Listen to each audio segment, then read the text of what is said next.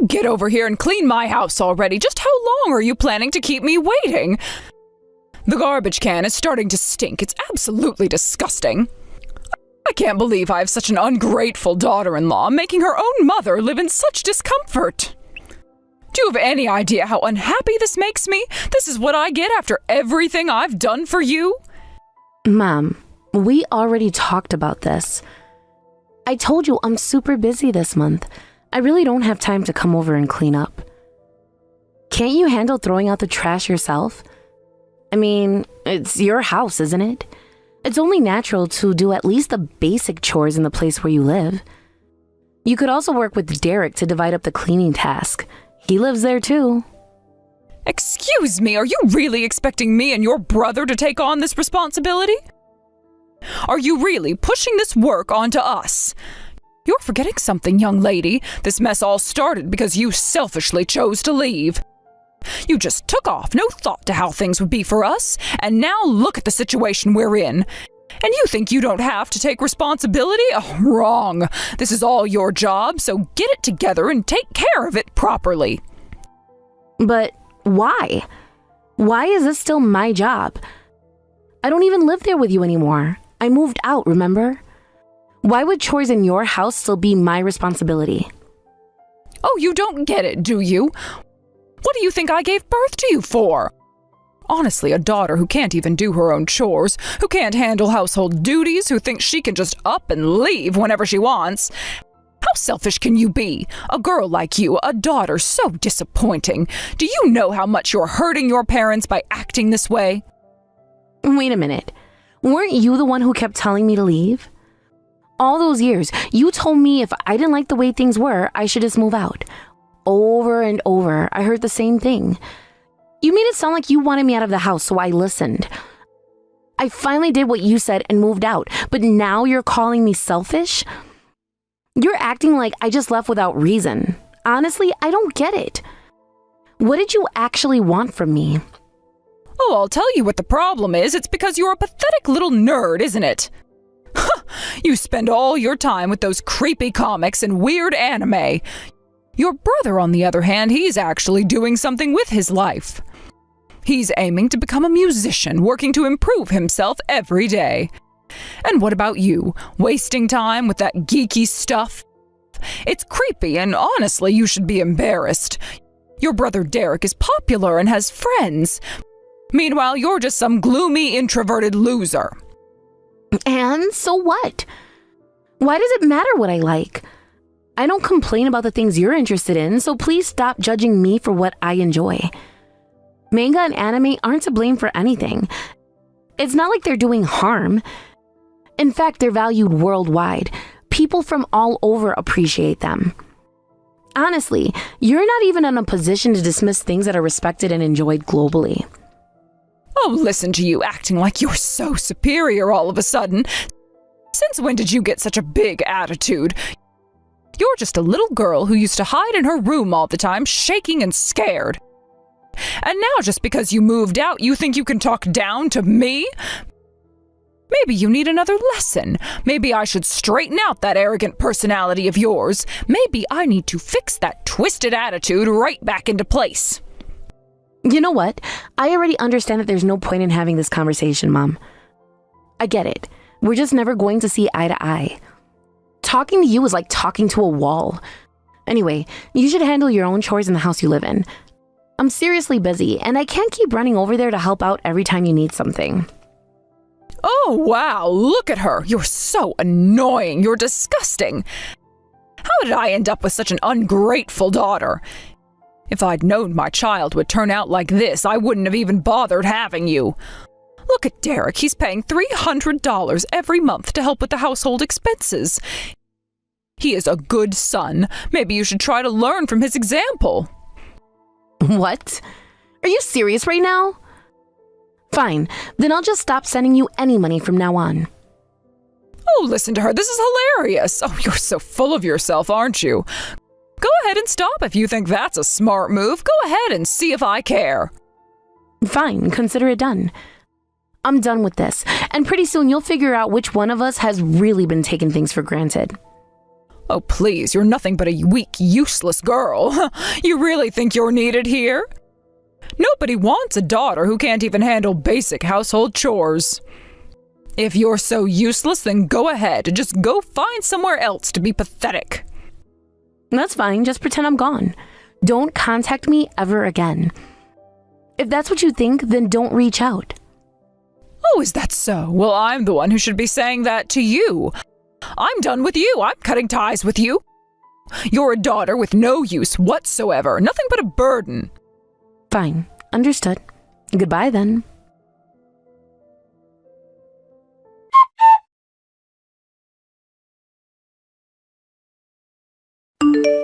Macy, you're amazing. I read it all. And wow, the reaction to this one is incredible, isn't it?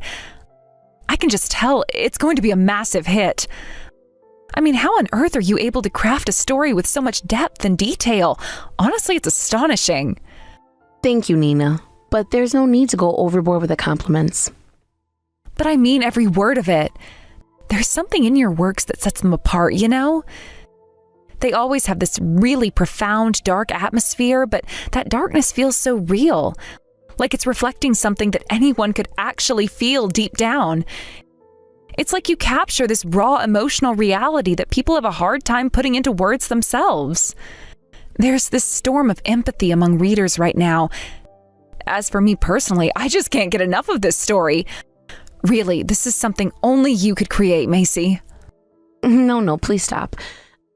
I mean, it's really just me putting the darkness in my own heart into words, that's all. If people are connecting with it, then maybe that's a sign that everyone on some level has a little darkness that they carry around. But if you really relate to these kind of stories, doesn't that mean you've had some difficult experiences yourself? Well, I wouldn't say I've been through anything that intense. But I think as we grow, we all encounter situations that make us feel things that stay with us as we live our lives. It's not like we always talk about it, but it's there. And that's why I think it's amazing that you can take that side of life, the part that we usually keep hidden, and lay it out so openly. I think you're amazing, Macy, really. It makes me so happy to hear that. I've never really received this kind of recognition before, so I don't even know what to say. I'm honestly kind of overwhelmed. You know, there's even a scene in this latest story that feels like it speaks to what you're saying. It's when the heroine, who's always felt invisible and unappreciated, creates this imaginary friend, a figure that stands by her no matter what. Gradually, her heart, which was so closed off from the world, begins to open as she sets out on this adventure with her friend. But then there's that twist where she realizes it wasn't imaginary, it was real. That moment was so powerful that I just couldn't stop crying. Oh, that scene? I'm really glad that it struck a chord with you. I think people really do want someone like that in their lives. If you had even one person who would always be on your side, you could become so much stronger, don't you think? Absolutely, I completely agree. That sense of connection and unwavering support, it's something that a lot of people really need. But the way you write her feelings, her actions, everything about each scene feels so vivid, almost raw. It's like it brings a level of reality that's just so rare. I think it's something only you could capture. I think you're giving me too much credit. What are you talking about? You should have more confidence in yourself. And while we're on the subject, can you stop being so formal with me? I may be younger than you, but come on. But I suppose that's also just part of what makes you so uniquely you. Oh, right. You mentioned that before, didn't you? But even so, just because I'm older doesn't mean I want to act superior. Well, then feel free to act a bit superior and share your wisdom. Tell me, what's your secret for writing these incredibly detailed and layered psychological portrayals? It's like you have a way of naturally drawing the reader into the emotions. When they read, they feel like they're standing right there with the heroine, feeling her anger or excitement. I'd love to know how you do that. Well, I think the reason I'm able to write it is because the story is based on my own experiences. Huh? What do you mean by that? I kind of figured that there might have been some personal experience involved, but... That imaginary friend that the heroine creates was actually based on my father. He passed away when I was still a student. He was the only person in my family who really understood me. After he was gone, I felt completely alone. So I'd imagine what he might say to me, what kind of advice he'd give, or how he would protect me. That's what became the character in my story. I didn't realize. I had no idea that character was based on a real person. It's not something I wanted to make too serious, but I guess I wanted to create a world where everyone could have someone like that in their lives, even if it was just an idea. Wouldn't the world feel so much brighter if everyone had that kind of person by their side? So it's like your wish, your hope is also woven into the story? Yes, that's true. Sorry if it's a bit of a heavy story. Not at all. In fact, why haven't you shared this side of your story publicly? You're a popular author, but you hardly ever open up about yourself. I think your readers would love to hear more about what goes into your work. But it's just my own personal story. I don't think anyone would actually be interested. They would. You should absolutely share it. The next time you have an interview, you should tell this story. There are people out there who would want to support you. But your self-esteem is way too low. That story could really make a difference for someone. It might even help someone who's going through a similar situation, showing them they're not alone. Your stories and the personal truths behind them are things that someone out there needs. People who need me? Yes, it's obvious, isn't it? Is it? I mean, it just feels like a sad little personal story to me. Trust me, it's not. And hey, I'm here for you, always. I've loved your work since I first read it, and I always look forward to your next piece. You're someone I genuinely need in my life. Thank you, Nina. That really means a lot. All right, maybe I'll try sharing my story, just a little.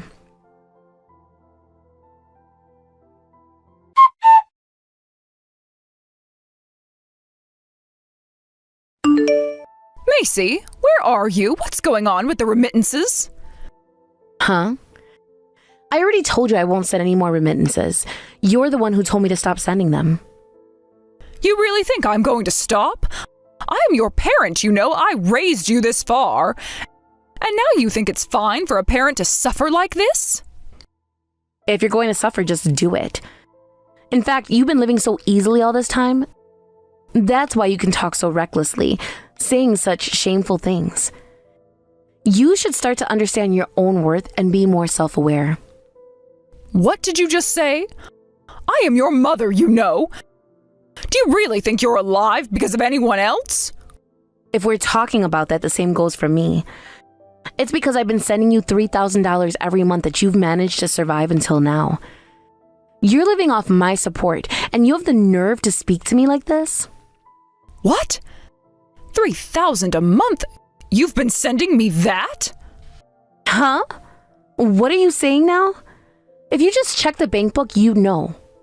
Oh, I get it. You didn't bother to check, did you? You thought you could rely on your father's inheritance forever. So you didn't even care about the money I was sending you. But the truth is, you've been able to survive this far because I've been sending you money. You should be thankful to me. What's with you calling me you all the time? I am your mother, you know. Why don't you call me Mom? Don't try to change the subject. Well, honestly, I don't even care about your side of the conversation anymore. If you want to end this talk, fine by me. I don't have time to waste on your pointless chatter. What did you say? You've been saying whatever you want this whole time, and now you're getting upset? If talking to me makes you angry, just stop. You were the one who said you wanted to cut ties with me. Now you're contacting me again and getting upset? How ridiculous. Stop saying that! I'm your mother, so you should be sending me money. Huh? If we cut ties, then I'm not your daughter anymore. You want me to send money? Why should I send anything to a total stranger? I don't have any money left to send you. You should be grateful I've been sending you money all this time. Then how am I supposed to live? If you stop sending remittances, how am I supposed to cover my living expenses? Honestly, you've got a lot of nerve. First of all, why don't you get a job and make your own living expenses? If you can't do that, you don't even deserve to live. What? Are you seriously saying this to your own parent? I'm telling you, I don't think of you as my parent anymore. My real parent is always my father. He's the one who supported me and had my back. Your father's gone now. There's no one left who's going to support you. So at least you could help your mother and live properly. I've been brainwashed by you all this time, but it took me time to realize that it was wrong. I finally came to my senses. You made fun of me, calling me an introvert, a nerd, a NEET. It made me want to get away from you. And once I finally did, I realized something. My life is better without you in it. You better stop right now. If you keep talking like that, we really will cut ties for good. A single woman with no mother will suffer a lifetime of loneliness and misery. No one's going to want to marry a loser like you. You'll regret it when you're left out in the cold. Huh? You should really know your place. Why are you contacting me now? Wasn't it you who wanted to cut ties with me? Now you're asking me for help? You've got it all backwards. I didn't leave you. You left me. Wake up, you useless person. What did you just say? You should just go and ask that good-for-nothing son of yours for help, right? I was sending $3,000 every month, but your son, who barely contributes $300 a month, is somehow better than me, right? I'll tell you what I think happened. Knowing him, he probably ran away when he realized he had no money. He thought he could live off your father's inheritance, right? Right now, he's just gone quiet. He left a message saying he was going to live somewhere else, and then he disappeared. But I'm sure he'll be back soon. Oh, really? I hope he comes back. After all, you spoiled him, so he's your precious son. Maybe one day he'll make it as a musician, and then he'll come back.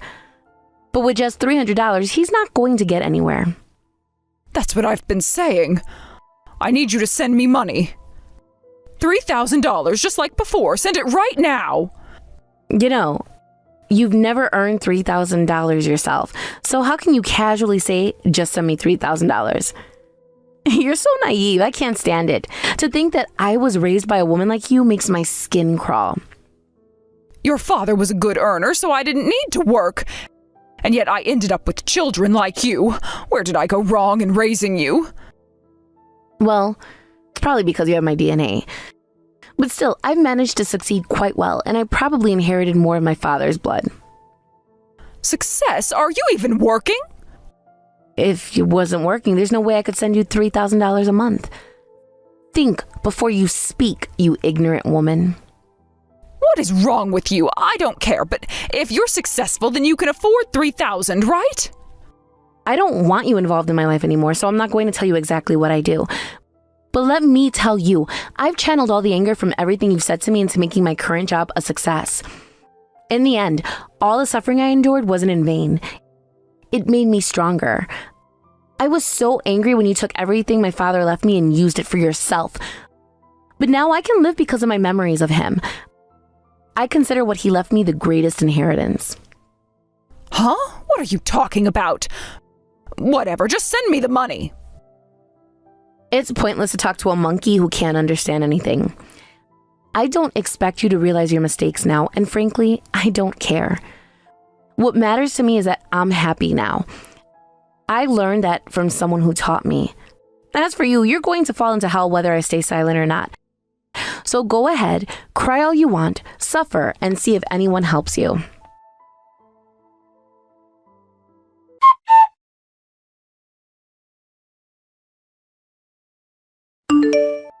For as long as I can remember, my relationship with my mother had been filled with nothing but hurtful remarks and criticism. She seemed to take pleasure in putting me down, constantly making me feel like I was never good enough. No matter what I did, no matter how much I tried to please her, she was always there looking down on me, belittling me, and pointing out my flaws. I wasn't allowed to make mistakes, and I certainly wasn't allowed to do anything that could make me feel proud of myself. It was like I was walking through life in a fog of constant disapproval, unable to find my footing or a sense of peace. Growing up, I thought that this was just how things were. I believed that perhaps if I worked harder, tried more, or did something differently, she would start to see me in a better light. I wanted her to acknowledge my efforts, to be proud of me, to show me love in the way I had seen other mothers show their children. But that acknowledgement never came.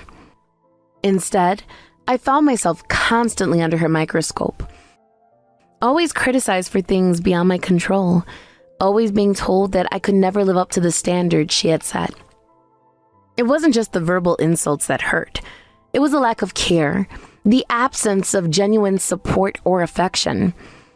It was the feeling that no matter how much I longed for a loving relationship, it was something that could never be achieved with her. I often felt alone, even when I was with her. Her words, sharp and cutting, seemed to create a distance between us that only grew over the years. And I, desperately trying to bridge that gap, kept enduring it all in the hope that someday things would change. But they never did. No matter how much I tried to win her approval, it was always in vain.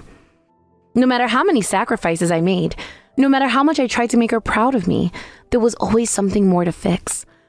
Always a reason to feel inadequate. Over time, I began to lose myself.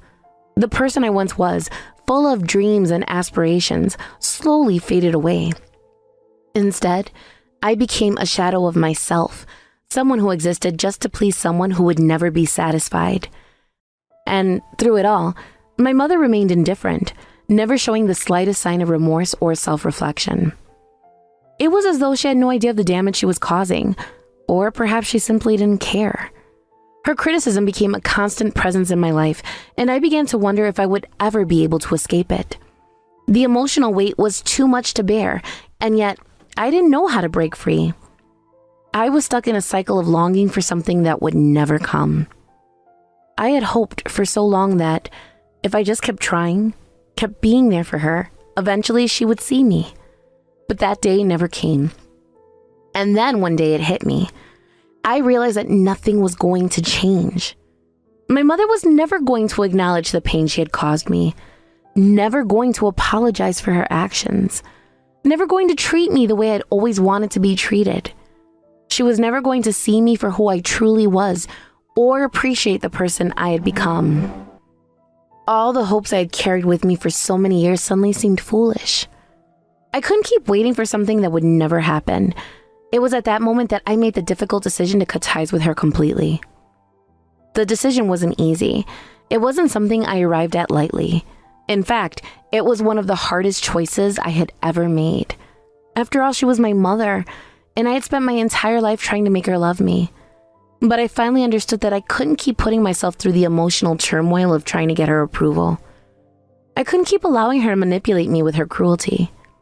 I had spent too many years being dragged down by her negativity, too many years being subjected to her harsh words. It was time to protect myself. So I blocked her number. I blocked her on my phone, knowing that this was the only way I could stop her from reaching me, from pulling me back into the cycle of pain. I didn't want to hear her voice again, didn't want to see her messages filled with criticisms and demands. I couldn't keep being her emotional punching bag. I had to cut myself free. When I made that decision, I felt a sense of relief wash over me. For the first time in a long time, I felt as if a heavy weight had been lifted from my shoulders. I didn't have to worry about hearing from her anymore. I didn't have to anticipate the next time she would call or text with another demand or insult. For the first time, I was free from the constant barrage of negativity that had dominated my life for so long. Free from the expectation that I would never measure up to her impossible standards. But as time passed, the weight of my decision began to settle in. I knew that I had made the right choice, but it still hurt. It hurt to think that I had reached a point where I couldn't have a relationship with my mother anymore. That the woman who was supposed to love me unconditionally had driven me to this. And then, as the days went by, I began to hear rumors about her. Apparently, after I cut ties with her, she became a different person. And I learned that she was now completely isolated, with no one left to turn to. Everyone had distanced themselves from her, and she had no support system. It was as though she had pushed everyone away, and now she was facing the consequences of her actions. At first, I felt a strange sense of relief knowing that I wasn't the only one who had walked away. It was like I had finally gained control of my life and was no longer the only one suffering from her emotional abuse. But as the months went by, I started to feel something else. A sense of indifference, even perhaps a touch of pity. I realized that while I couldn't change the past or undo the hurt, I had made the choice to walk away for my own well-being. I couldn't keep caring about someone who had never cared for me in return. She had made her choices, and now she was facing the consequences. It was no longer my responsibility. And so, I moved on. I focused on my own life, my own happiness. For the first time, I was living for myself and no one else. The chains that had bound me to my mother were finally gone, and I was free to pursue my own path, free to be the person I was meant to be. I had spent too long waiting for her to change, waiting for her to realize the pain she had caused me. But now, I was done waiting. I had taken control of my own life, and I was determined to never let anyone, not even my own mother, take that away from me. According to the rumors I heard, my mother, after I severed ties with her, found herself in a situation where no one was willing to help her. She had no one left to rely on, and she had become a person of no importance in the eyes of others. People who had once been in her life had all distanced themselves, and now, with no one left to turn to, she was left completely alone. The whispers suggested that she had fallen into poverty, becoming a person who had no real place in the world. Her pride and arrogance had cost her the relationship she had once had, and now, as a result of her own actions, she was facing the harsh reality of isolation and destitution. Her life, which she had spent so many years controlling with manipulative behavior and cruelty, had come crashing down around her. It's strange, really, to hear these things about someone who was once the person I was supposed to look up to, the person who was supposed to be my mother. When I was younger, I always believed that family was supposed to be a source of love and support. My mother was supposed to be the one person who would always have my back, who would understand me no matter what, and who would love me unconditionally. But I soon learned that was not the case. The truth was, for that as long as I could remember, my mother had always been a source of negativity, criticism, and emotional abuse. Instead of nurturing me, she tore me down. Instead of encouraging me, she pointed out all my flaws. No matter how hard I tried to live up to her expectations, she was always quick to remind me that it was never enough. Over time, the emotional toll of living in such an environment became unbearable. And yet, even after I made the decision to cut ties with her, I still found myself wondering what would happen to her. Part of me wanted to believe that perhaps, in the end, she would change. Maybe she would come to realize the pain she had caused me. Maybe she would finally understand that the way she treated me was wrong. But that hope was slowly crushed when I heard the rumors about her. The fact that she was now a lonely, poor, and isolated person brought no comfort to me, but it also didn't fill me with sympathy. I had once been trapped in her web, waiting for her love and approval, and I had been left heartbroken and exhausted by her cruel words and actions. I had spent so much of my life trying to earn her affection, but now, all I felt was a kind of indifference, a recognition that her choices had led her down this path. I didn't feel pity for her. I no longer cared about her struggles, nor did I feel guilty for cutting her out of my life. The reality was that I had made the decision to prioritize my own well-being, to stop allowing her toxic behavior to define me. For so long, I had been suffocated by her criticisms and manipulations, but once I broke free, I began to understand how important it was to live my own life. I had spent years trying to live up to her impossible standards, but in doing so, I had lost myself. I had lost my voice, my self-worth, and my identity. It was only after cutting ties with her that I could begin to rebuild my life. After freeing myself from her grip, I was able to start living on my own terms. I finally had the space to pursue my dreams, to follow the path that was true to who I was, and not the person she had always tried to force me to become. I started to discover who I truly was without the constant fear of her judgment hanging over me. I began to experience real happiness for the first time in years, a happiness that was not tied to anyone else's approval. My life was finally mine to live, and that was something I could never have achieved if I had stayed in her toxic shadow. It wasn't just about escaping her negativity either. It was about finding the courage to stand up for myself, to reclaim my own voice, and to realize that I didn't need anyone's validation but my own. I had spent so much of my life trying to please her, trying to gain her love, that I had forgotten what it was like to love and respect myself. But once I started taking control of my own life, I began to see just how much I had been missing out on. I started to see my own value and learned that I didn't have to tolerate being treated poorly by anyone, especially not by my own mother. As for her, I knew that I had done everything I could for her, that I had tried to be a good daughter for as long as I could. I had made countless attempts to build a relationship with her, but each time she had rejected me. She had never once taken responsibility for her actions, and when I finally reached the point where I could no longer endure the pain, I knew I had to let go. Her choices, her behavior, and her lack of self-reflection had led her to this point of loneliness and destitution, and there was nothing I could do to change that. The truth was, she had chosen her own path, and now she had to face the consequences of her actions. I didn't wish her ill, but I also didn't feel the need to care anymore. It wasn't my responsibility to fix her or to feel guilty for the choices I made in order to protect myself. The only person I was responsible for now was me, and I was determined to live my life for myself without the constant weight of her negativity dragging me down. At the end of the day, the most important thing I learned from all of this was that I had the power to decide who I wanted to be, and I didn't need anyone else's permission or approval. I had found freedom from the toxic hold she once had over me, and with that freedom came the chance to live the life I had always deserved. No matter what happened to her, I no longer cared. I was done trying to fix something that was beyond saving. I had reclaimed my life, and that was all that mattered.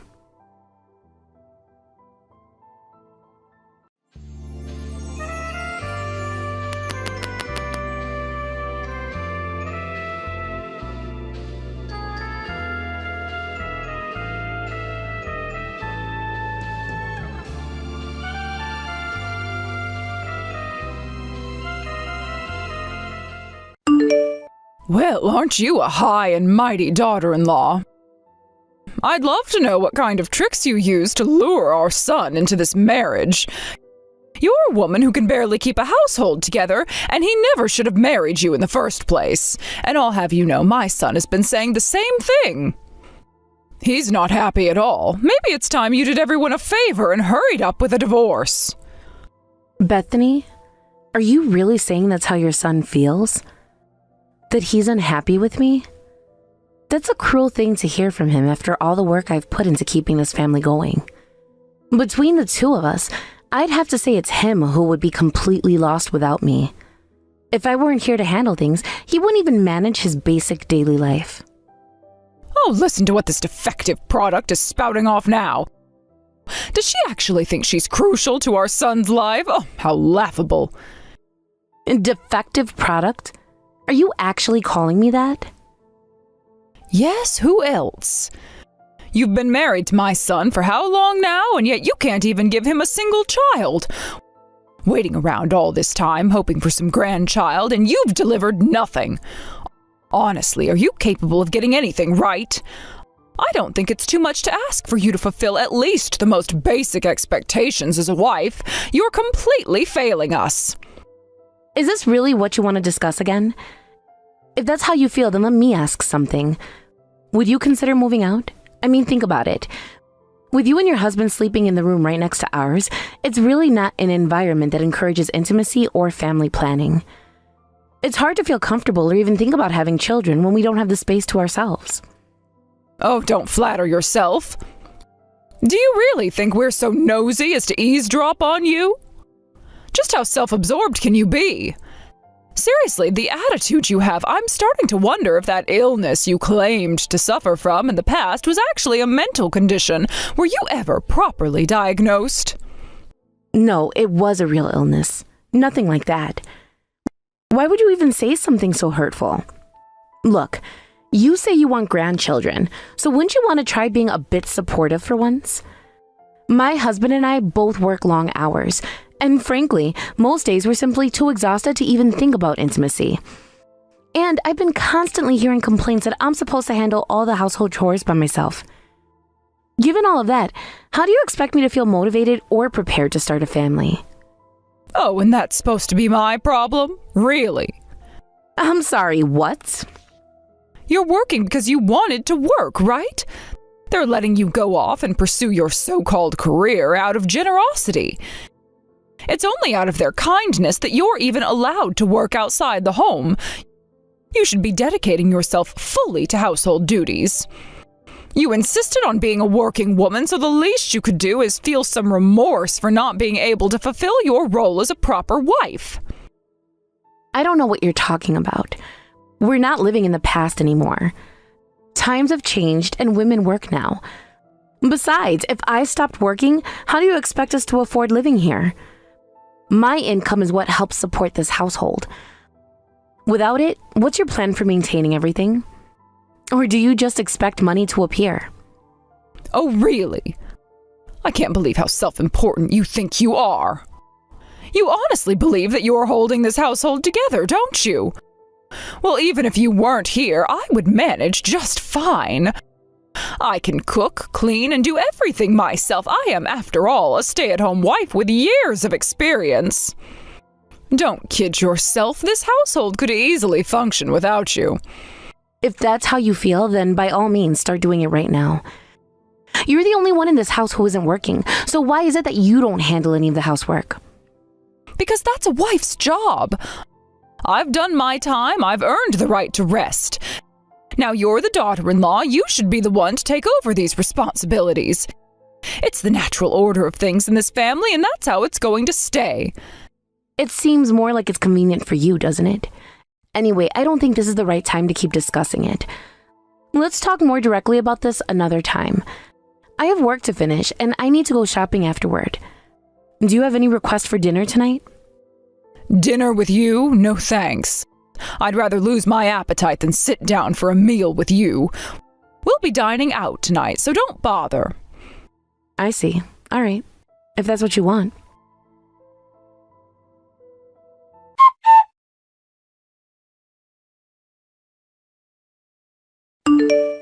I just noticed that all of your things are gone. Did you move out? Could you please explain what's going on here? It's quite simple. Both my son and I can't stand you anymore, so we moved out. We're starting a new life, a new chapter, one without you in it. Let me tell you, it's such a relief to finally be rid of this worthless daughter-in-law. Things are already better without you in the picture. Wait, are you actually serious about this? So there's this divorce document here with a signature already on it. Does that mean I'm free to sign it and finalize everything? Yes, that's exactly what it means. Go ahead and sign. Everyone is fully in agreement. The sooner, the better. Very well then.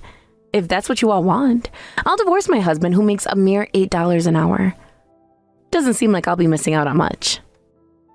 Is that really what you're going to leave me with? A final jab? Oh, you truly are pathetic. Go ahead and give it your best shot if you even have it in you. But let's be real, you're not getting any younger, and with your past illness affecting you like it does, not to mention your basic lack of household skills, do you actually think you'll ever find another husband? So the entire time you thought I couldn't do housework because of my illness? You thought I was incompetent because of my health issues? If it's not your illness, then it's pure laziness.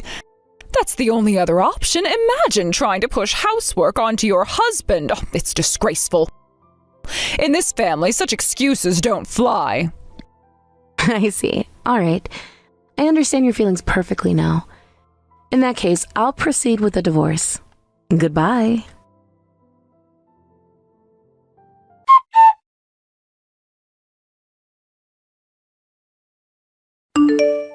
Hey, Juna. I'm so sorry I couldn't pick up your call yesterday. I just noticed the missed call. Did something happen? Is everything okay? Oh, no worries at all. Actually, yeah, something happened. I got divorced. Wait, what? Are you serious? You got divorced? I mean, that's totally unexpected. I thought things were still stable enough between you two. This just came out of nowhere, like way too fast. It's like everything took a sudden turn. This definitely wasn't what we'd expected would happen. What on earth led to this? I know. Sorry for springing it on you so suddenly.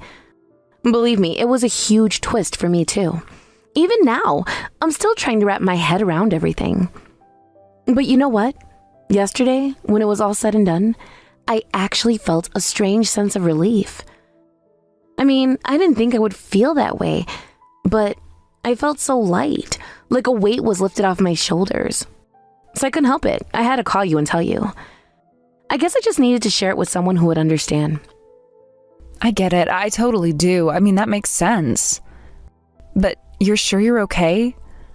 I mean, don't you think it was maybe a bit too soon to go through with something so major? Are you sure this was the right time? Yeah, I'm okay. It's actually a huge relief. I've got things under control and I'm feeling more ready than I ever thought I would be. Oh, that's really good to hear.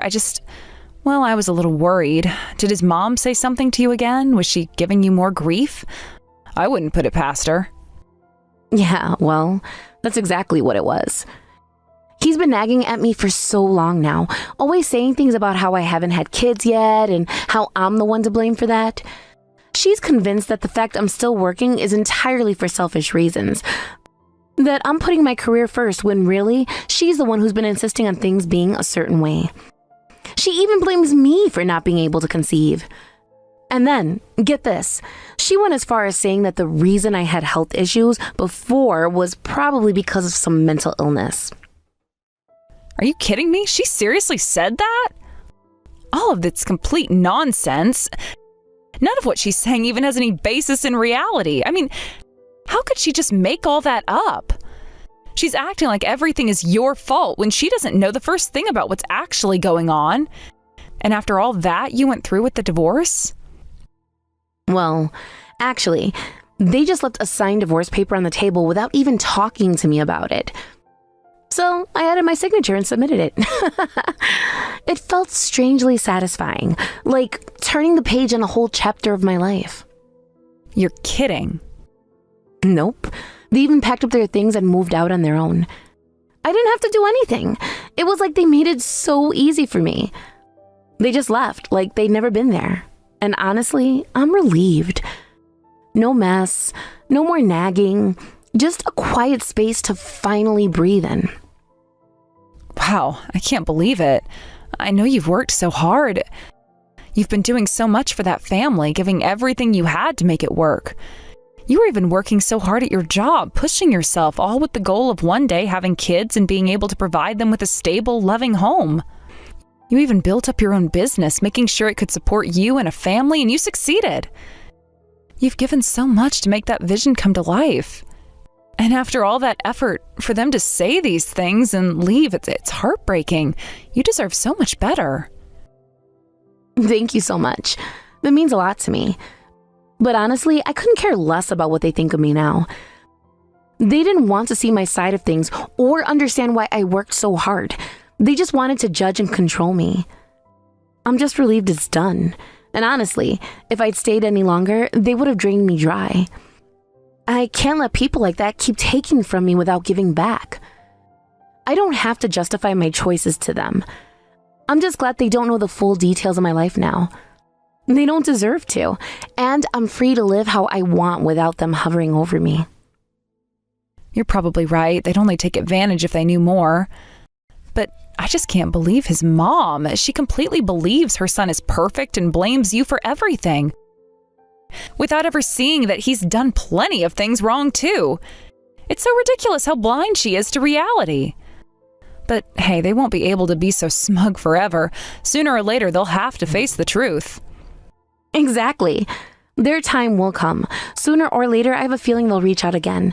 And when they do, I'll be more than ready for them. I'm already preparing for that day. And in the meantime, I'm just going to focus on myself and what I want. I have dreams I want to achieve. And now that I'm free from them, I can finally put all my energy into making those dreams a reality. It feels like a fresh start, and I can't wait to see where it leads me. That's incredible. I'm so happy for you. And of course, you know I'm here to help. You've supported me through so much, and I'd love to be there for you in any way I can. If there's anything you need, just let me know, and I'll be there. Thank you so much. Really. Knowing you're there for me means the world. I'm going to focus on myself and live life to the fullest. And as for them, well, they can live with the consequences of their own choices. They'll regret how they treated me eventually, but I'm done waiting around for that to happen.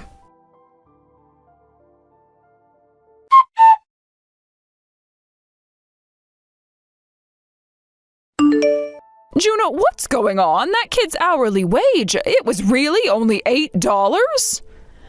I told you. I warned you, didn't I? I've been saying it over and over, but you wouldn't listen. I knew it would end like this. I could see it all coming, but you were just too comfortable in your little world to see it. How many times do I have to say it?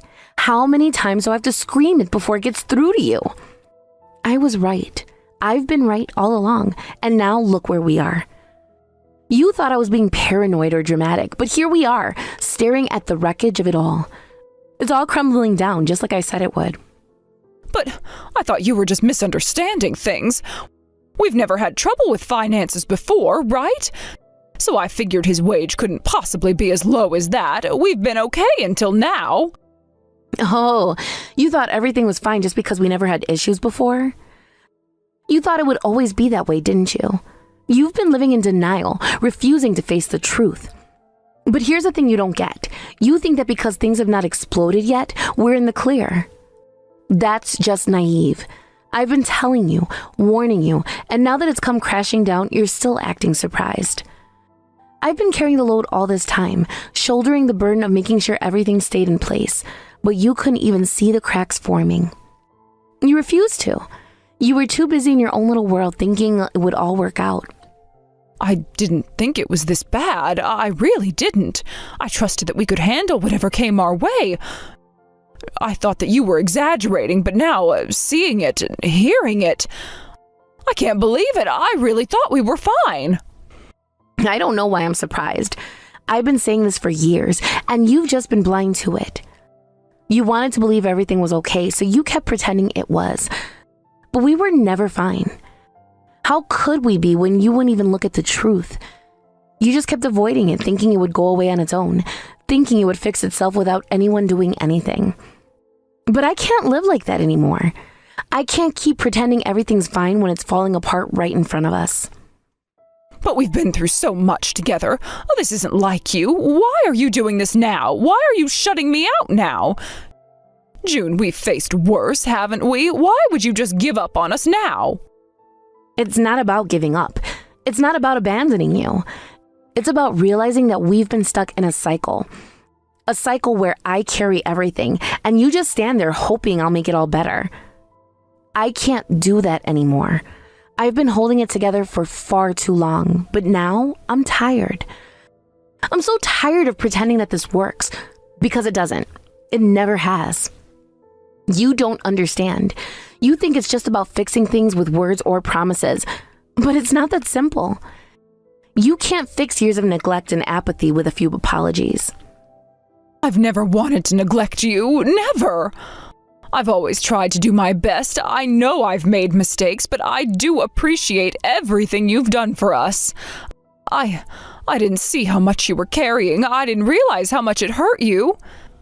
I never thought you were struggling this much. I never saw the toll it was taking on you. You never saw it because you didn't want to. You didn't want to see how much I was hurting because if you did, you'd have to face it.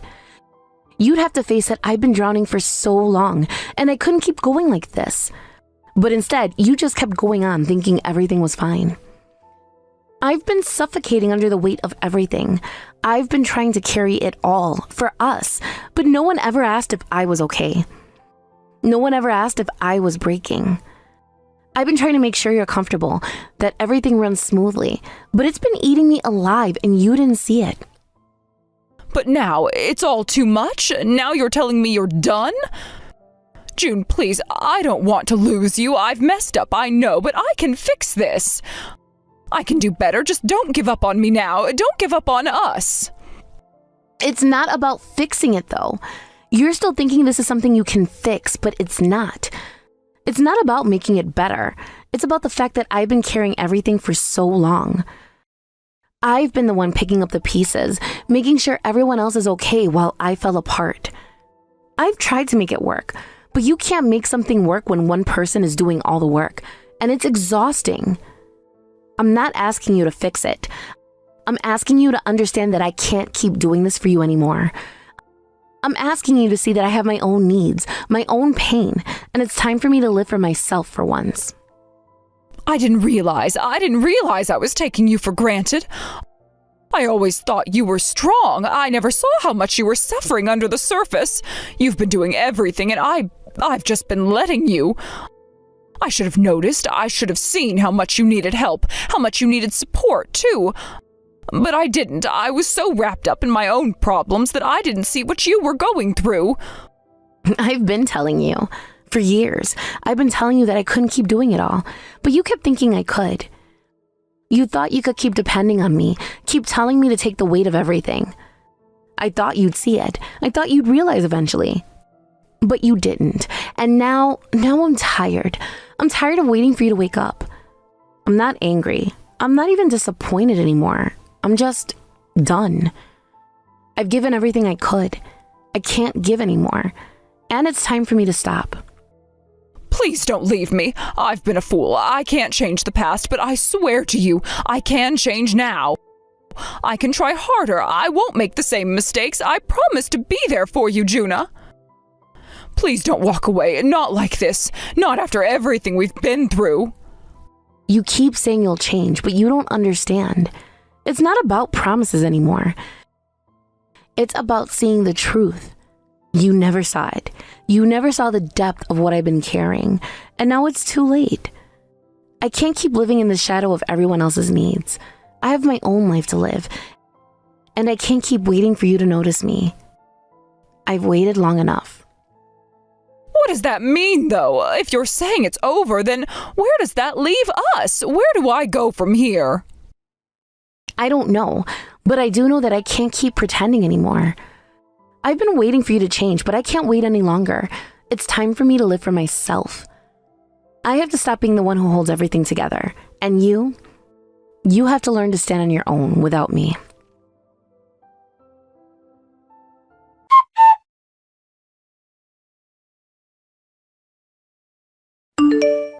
As expected, I was left speechless, unable to come up with a response. Bethany, after this moment, came to me with the intention of apologizing directly. She asked if she could do so, but of course, I rejected her request right away. It wasn't that I was being petty or trying to make her feel worse, but honestly, after everything that had happened, I just couldn't bring myself to accept an apology from her. Her actions had hurt me deeply, and I had made peace with the situation long ago. She had taken things too far, and for all the time she had wronged me, a simple apology couldn't fix the damage. I stood there, my arms crossed, watching her expectantly, waiting for her to understand why her apology meant nothing to me anymore. The nerve of her, really. After everything she had done, after all the trust she had shattered, now she wanted to make things right? It was too little, too late. Do you really think an apology can change anything? I asked, trying to keep my voice steady, despite the emotions swirling inside me. It wasn't about being rude or cruel, but the truth had to come out. You've hurt me, and now you expect me to just forget about it because you want to apologize? Bethany's face fell, but it didn't soften. She was standing in front of me, her eyes searching mine for a sign of forgiveness, but I couldn't give her that. Not now. Not after everything. There were too many broken pieces between us, and they couldn't be pieced together with mere words. She had betrayed my trust in ways I didn't think possible. The things she had said, the promises she had broken, and all the damage she had caused. No apology could erase that. I had spent so much time working through the hurt, learning to move on, and now she thought a few words would fix it all? I don't need your apology, I said firmly. What I needed from you was something more than words. I needed you to be honest. I needed you to care. And most of all, I needed you to stop hurting me. Bethany stood there, silent for a long time. Her lips quivered, but she didn't try to speak again. Maybe she realized that there was nothing she could say to change my mind. Maybe she knew that the damage was irreversible. I wasn't the same person I had been when this all started. I had grown, I had healed, and I had come to understand that some people just aren't meant to be part of your life, no matter how much they claim they regret their actions. And Bethany, she was one of those people. I'm sorry, but I can't just forgive you, I added, my voice softer now, though still resolute. I've already let go of the past, and it's not something I want to revisit anymore. Bethany's shoulders slumped, and she nodded slowly. There was nothing left to say. She had wanted to make things right, but the truth was, there were things that couldn't be fixed with an apology, and I had accepted that. With that, I turned away, knowing that I had made the right decision. It wasn't about holding grudges. It was about self-respect, about protecting myself from further harm. And while Bethany might have wanted to apologize, I knew deep down that accepting it wouldn't change anything. It was time to move on. I didn't want to waste any more time with these people. It had become clear to me that continuing down this path would only bring more frustration and hurt. So, I made the decision to take action. I wasn't going to let myself be tangled in their drama or stuck in the mess they had created. Through a lawyer, I swiftly moved forward with demanding compensation for the emotional damage I had suffered. The legal process wasn't something I had wanted to deal with, but it was the only way to make them understand the seriousness of what had happened. I wasn't asking for sympathy or trying to get some sort of closure through their words. I had made peace with the fact that no apology could ever erase the hurt they had caused. What I wanted, what I deserved, was compensation for the pain, the time, and the energy I had wasted on people who clearly had no regard for me. It wasn't just about the money either. It was about reclaiming control over my life. About drawing a clear line and saying that I could no longer allow them to dictate my happiness or peace of mind. Every day I had spent in that toxic environment, every minute I had wasted trying to salvage something that couldn't be fixed, it had taken a toll on me. But now I was done. The weight had lifted once I made that decision. I remember sitting in my lawyer's office finalizing everything. There was a sense of empowerment in that moment. I wasn't just letting things slide anymore. I was actively taking back what was mine. The lawyer explained the next steps, but I wasn't really listening anymore. I had made up my mind. This was my chance to cut the ties, to make sure I would never be dragged into their chaos again. After all, I had more important things to focus on, things that actually mattered. I needed to get my life back on track, to heal and move forward. I wasn't going to let these people, who had already taken so much from me, continue to have any influence over my future. It was time to take control, to build a life that I could be proud of. A life where I wasn't constantly looking over my shoulder or waiting for another blow to hit. I couldn't deny the sense of relief I felt when I signed those papers. It was like closing a door in a chapter of my life that had dragged on far too long.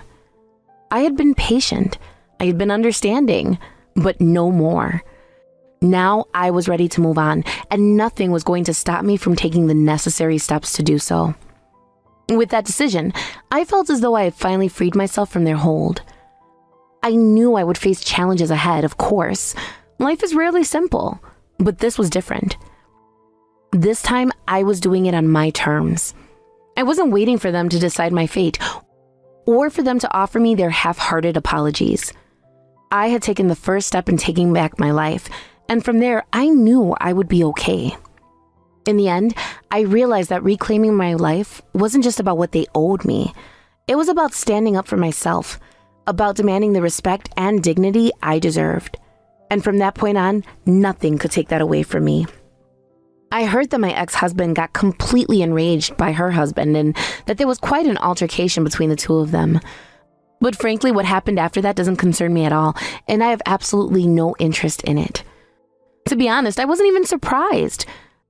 My ex-husband had always had a temper, and with everything that had been going on, it was only a matter of time before he clashed with someone else. It was just his nature. He couldn't handle conflict in a calm, rational way. Everything had to explode. So when I heard about this confrontation, I couldn't help but feel a sense of indifference. It was just another chapter in this never-ending drama. But as much as I might have expected it, I didn't feel any satisfaction or relief from hearing about the fight. It wasn't a victory for me, nor was it a sign that things were evening out. I had long since moved on, and the petty disputes between him and her husband did not concern me anymore. If anything, it just seemed like a continuation of the same toxic patterns that had defined their lives. In the past, I might have cared about their struggles or about what was happening between them. I might have gotten caught up in the details, wondering how everything would play out or if things would get worse. But now I couldn't care less.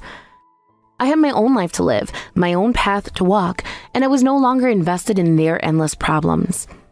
I had my own healing to focus on, and the drama of their lives had no place in mine anymore. The reality was, their issues were theirs to deal with, not mine. And the more I distanced myself from their chaos, the clearer it became that I was better off. I had spent so much time in the past trying to make sense of their decisions, their mistakes, and trying to fix things that were never meant to be fixed. But I had learned that some things are better left alone, and some people are better left behind. So, while I could have easily asked about the altercation or tried to dig into the details out of curiosity, I didn't. I knew that it wouldn't change anything, and it wouldn't make me feel any better. The more I pulled back from their drama, the more I realized just how irrelevant it was to my life now. They could fight, they could argue, they could tear each other apart if they wanted to, but it wasn't my problem anymore. I had enough of my own life to rebuild, enough challenges ahead of me to focus on, and I wasn't going to let their issues drag me back into a past that was already behind me. In the end, the only thing that mattered was my peace of mind. What happened between my ex-husband and his mom had no impact on my future, and I wasn't going to waste my time or energy thinking about it. I had long moved past all of that. To be honest, I really hope that this worthless family will face the kind of hardship they truly deserve in the future, and that they will experience the hell they've caused others to live through. I don't say this out of malice, but because I believe they need to understand the full scope of the damage they've done. They've lived their lives without facing the consequences of their actions, without truly comprehending what it's like to hurt others. So, deep down, I hope that life will show them just how much suffering they have put people through, and that they will finally know the weight of their decisions. It's not even about wishing anything extreme to happen to them. It's not about them suffering in ways that are cruel or unfair. I don't wish them physical harm or anything like that. What I truly want, and what I feel they need, is for them to face the struggles they've been running from for so long. To feel the isolation, the guilt, the confusion, and the regret that comes with the kinds of actions they've taken. I want them to experience the consequences of their behaviors in a way that forces them to reflect on everything they've done.